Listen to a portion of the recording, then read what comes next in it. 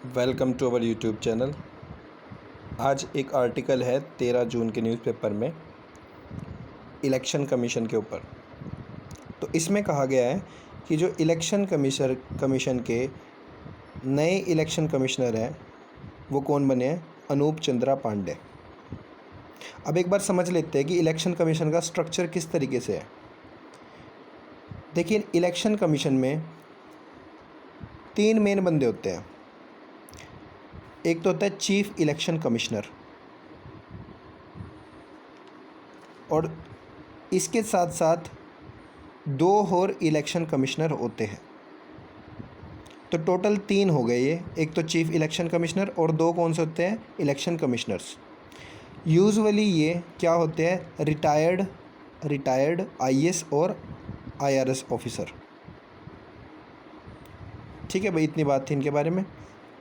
अब एक बात है, इस समय पे जो ये अनूप चंद्रा पांडे है वो कौन बने हैं? जो ये 2 इलेक्शन कमिश्नर होते हैं उनमें से एक कौन बने हैं अभी? अनूप चंद्रा पांडे। और जो दूसरा कौन है वो है राजीव कुमार। और इस समय पे जो चीफ इलेक्शन कमिश्नर है वो कौन है? हमारे सुशील चंद्रा। तो ये बातें थी इस आर्टिकल में। अब थोड़ा इलेक्शन कमिश्नर के बारे में जान लेते हैं कि इलेक्शन कमीशन कब बनी, क्या रोल है उसका। तो देखिए, जो इलेक्शन कमीशन ऑफ इंडिया है वो आज़ादी के बाद हमारे इलेक्शन कराने थे देश में, तो एक ऐसी बॉडी चाहिए थी जो पूरे देश में इलेक्शन करा सके। तो उसका ही गठन किया गया था 25 जनवरी 1950 को। ठीक है भाई, बहुत इम्पोर्टेंट डेट है ये 25 जनवरी, क्योंकि 25 जनवरी को ही फिर बाद में इलेक्शन कमीशन के स्थापना दिवस के तौर पे 2011 में क्या मनाया जाने लगा? National voters day, voting day के तौर पे, नेशनल वोटर्स डे के तौर पे।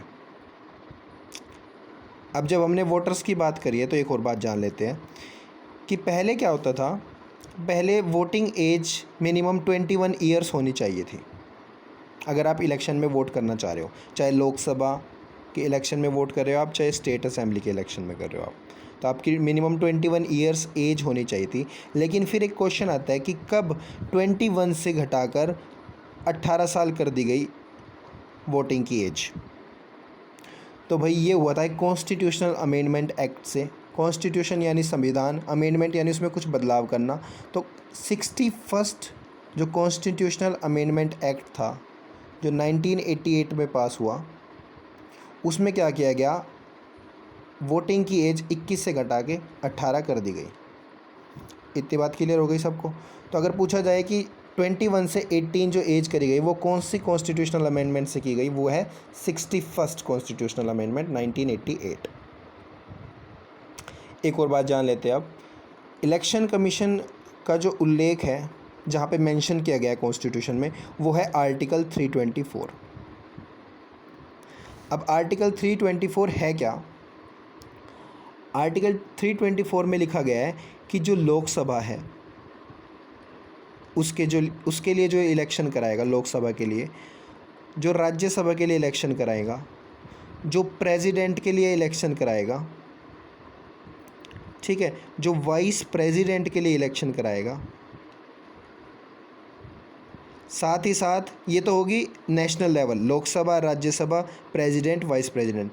साथ ही साथ जो स्टेट असेंबली के इलेक्शन कराएगा और स्टेट काउंसिल के इलेक्शन कराएगा, वो कौन होगा? हमारा इलेक्शन कमीशन ऑफ इंडिया। यानी अगर राष्ट्रीय तौर पे देखा जाए तो Lok Sabha, Rajya Sabha, president, vice president, इन सब के इलेक्शन कौन कराता है? Election commission of India. और इसी तरीके से अगर स्टेट में आप विधानसभा और विधान परिषद को ले, विधानसभा और विधान परिषद को, तो इनके भी इलेक्शन कौन कराता है? Election commission of India. और जो भाई स्टेट इलेक्शन कमीशंस होती है वो इलेक्शन कराती है हमारी पंचायत का, ठीक है, जो ब्लॉक लेवल पे होते हैं इलेक्शन।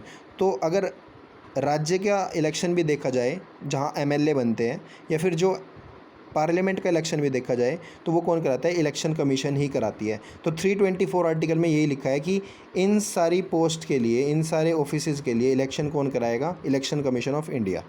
साथ ही साथ एक और बात बता दूं मैं आपको, पहले सिर्फ चीफ इलेक्शन कमिश्नर हुआ करता था। और 1989 में ही क्या हुआ था, एक अमेंडमेंट हुई थी जिससे चीफ इलेक्शन कमिश्नर के साथ साथ 2 इलेक्शन कमिश्नर भी चुने जाने लगे थे।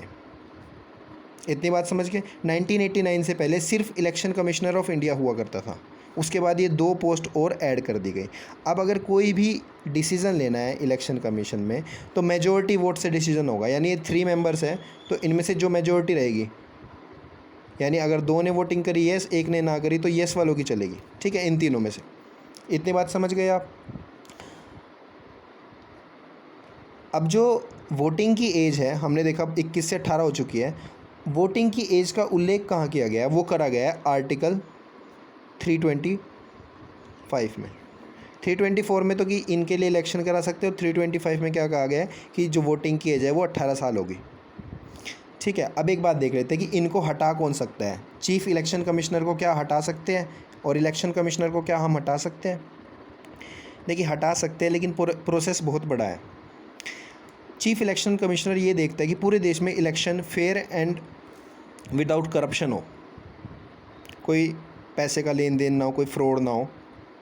तो इसलिए इस इलेक्शन कमिश्नर पे किसी का दबाव नहीं होना चाहिए, किसी भी पार्टी का दबाव नहीं होना चाहिए। तो इसको पावर ज़्यादा दी गई है, इसकी पोस्ट को पावर ज़्यादा दी गई है। किस तरीके से कि इसको हटाने के लिए बहुत ज़्यादा जोर लगाने पड़ेंगे। पहले समझिए चीफ इलेक्शन कमिश्नर को हटाने के लिए क्या करना पड़ेगा। इसके लिए पहले लोकसभा और फिर राज्यसभा दोनों में 2/3 मत से क्या करना पड़ेगा, एक पास करना पड़ेगा एक बिल कि भाई इसको हटा दो, मतलब एक रेजोल्यूशन पास करना पड़ेगा कि इसको हटा दो। पहले लोकसभा में 2/3 मेंबर कहेंगे हाँ इसको हटा दो, फिर राज्यसभा में कहेंगे 2/3 हटा दो, 2/3 मेंबर कहेंगे कि हाँ इसको हटा दो चीफ इलेक्शन कमिश्नर को, क्योंकि ये अपना कार्य अच्छे तरीके से नहीं कर रहा। जब ये लोकसभा और राज्यसभा दोनों कह देंगे कि इसको हटा दो, फिर प्रेसिडेंट साइन करेगा और फिर चीफ इलेक्शन कमिश्नर को हटा दिया जाएगा। आज तक भारत की हिस्ट्री में कभी चीफ इलेक्शन कमिश्नर को नहीं हटाया गया। समझ गए इतनी बात। इसका प्रोसेस थोड़ा लंबा है चीफ इलेक्शन कमिश्नर का, लेकिन जो इलेक्शन कमिश्नर का है उसका प्रोसेस थोड़ा छोटा है। उसमें सिर्फ क्या करेगा, जो चीफ इलेक्शन कमिश्नर है वो एडवाइस करेगा किसको, प्रेसिडेंट को। चीफ इलेक्शन कमिश्नर क्या कहेगा प्रेसिडेंट को कि जो ये इलेक्शन कमिश्नर है ये अच्छे से काम नहीं कर रहा, आप इसको हटा दीजिए। फिर प्रेसिडेंट उसको हटा देगा, लेकिन ये प्रेसिडेंट के ऊपर बाध्य नहीं है। प्रेसिडेंट चाहे तो वो इलेक्शन कमिश्नर को हटा सकता है और उसकी मर्जी हो तो नहीं हटाएगा। ऐसा एक केस हुआ था 2009 में। 2009 में जो चीफ इलेक्शन कमिश्नर था उसने कहा था कि जो इलेक्शन कमिश्नर है उसको हटा दीजिए, लेकिन उस टाइम पे जो प्रेसिडेंट थे उन्होंने हटाया नहीं था। तो आज तक कोई चीफ इलेक्शन कमिश्नर नहीं हटाया गया। तो ये था उनका रिमूवल का प्रोसेस। इतनी बात समझ गए। सो मुझे आशा आपको काफ़ी कुछ जानने को मिला होगा। अपने दोस्तों के साथ इसे शेयर करना। इसमें से आर्टिकल में से मेन बातें यही थी कि अनूप चंद्रा और राजीव कुमार क्या है हमारे इलेक्शन कमिश्नर, और सुशील चंद्रा क्या है हमारे चीफ इलेक्शन कमिश्नर। ये रिटायर्ड IAS ऑफिसर्स या IRS ऑफिसर्स होते हैं। Thank you, hope you like it.